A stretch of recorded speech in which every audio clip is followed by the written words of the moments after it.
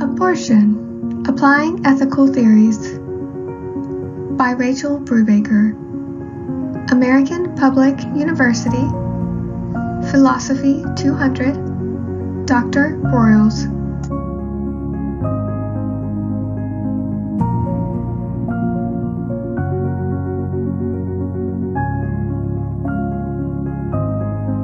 Today, we will be discussing the very controversial topic of abortion. More specifically, we will be applying several ethical theories to the subject of abortion in the hopes of formulating a possible solution. We will start by discussing what ethics is. Following ethics, I will define utilitarianism. Then I will apply utilitarianism to abortion. Next, I will discuss the categorical imperative, or universal law. I will also apply universal law to abortion. Last, I will define existentialism and apply existentialism to abortion. I will end this presentation with my conclusion. My reference slides will follow my conclusion.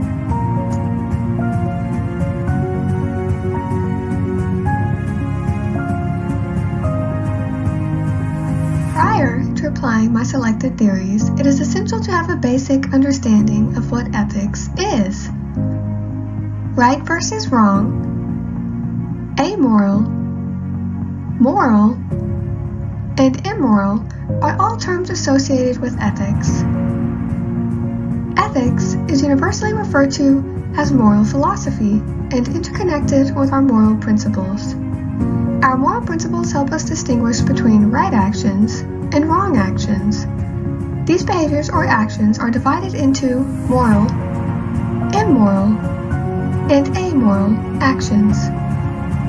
Moral actions are actions that are considered good, while immoral actions are the actions that are considered bad. Amoral actions are actions that don't follow moral rules. Thus, ethics is a guideline for conducting moral behavior. Please click on the selected video, as it is an excellent explanation of why ethics matter. Ethics, in general, has led to the formulation of various theoretical approaches.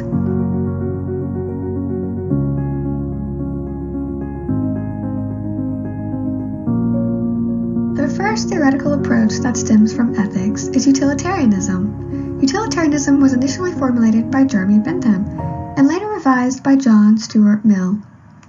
When analyzing utilitarianism, it focuses on the concept of utility. In other words, utility is the process of maximizing good and minimizing bad. One example of utilitarianism is the circuit dilemma. The circuit dilemma involves the individual choosing to harm one person to save 5, or harm 5 people to save 1. According to utility, the best option would be to harm one individual to save 5 people. This action maximizes the highest amount of good for the highest number. There are 2 forms of utilitarianism. Act utilitarianism focuses on the action that produces the most good. Rule utilitarianism focuses on the rules that generate the most good.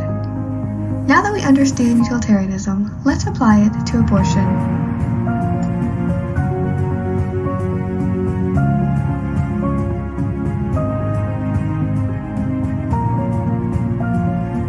When applying utilitarianism to abortion, several results arise.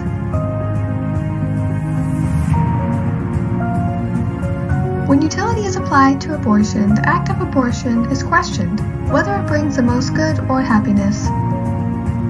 This questioning results in various interpretations. These interpretations are formulated and based off of the individual's understanding of utility. As a result, no single universal law determines whether abortion is moral or immoral. Individuals will act upon what they feel brings the most happiness. In other words, the end, which is happiness, justifies the means or motivation to act. Thus, there is no value placed on human life, and individual rights would cease to exist. Next, we will discuss the categorical imperative or universal law.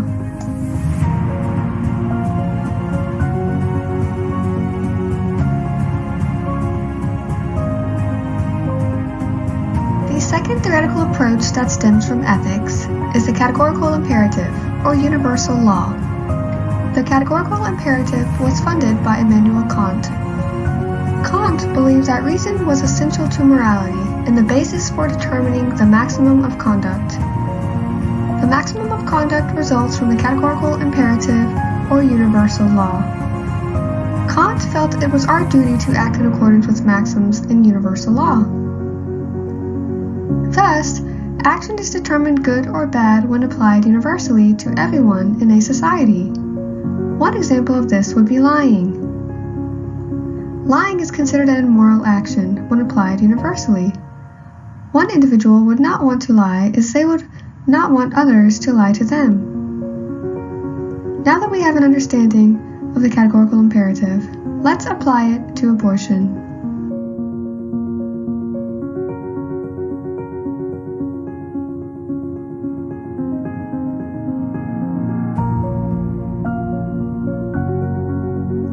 When we apply universal law to abortion, several actions are necessary in identifying whether the said action is good or bad. First, the individual will apply reason, distinguish maxims, identify categorical imperatives, and apply universal law. Once applied, an individual would apply the act of abortion as a universal law. In this case, everyone could abort their children. Taking the lives of innocent children would become a normal practice. The boundaries between taking the life of a child would mirror taking the life of an adult. If you can kill a child, then why can't you kill an adult? A society that included the act of taking innocent lives on a daily basis would leave much to be desired. Thus, abortion would be detested due to the society's moral compass and reasoning behind the actions itself. Unfortunately, applying universal law to every action would question and even hinder individual rights. The value of human life is also questioned. Next, we will discuss existentialism.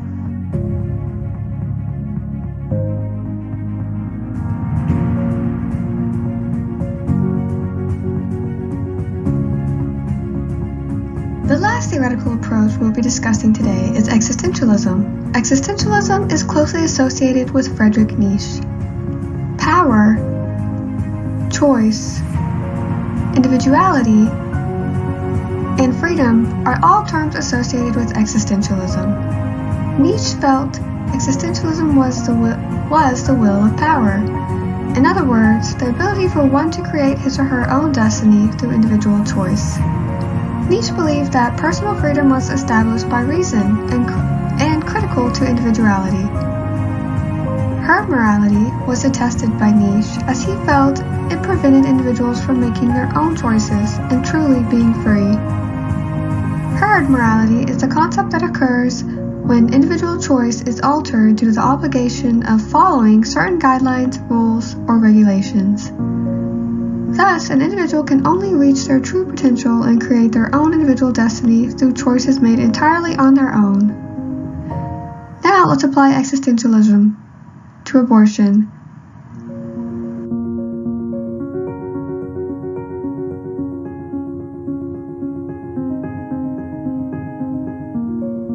When applying existentialism to abortion, several terms arise.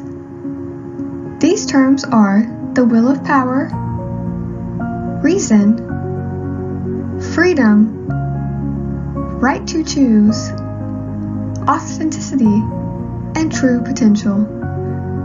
When existentialism is applied to abortion, an individual would need to use reason to determine whether to have an abortion or to avoid having an abortion.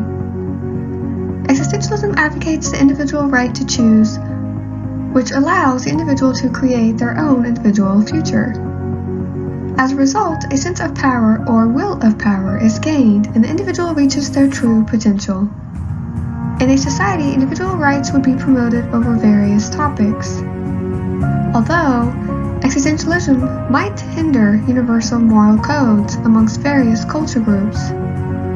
Now that we have applied all three theories to abortion, let's proceed to my conclusion.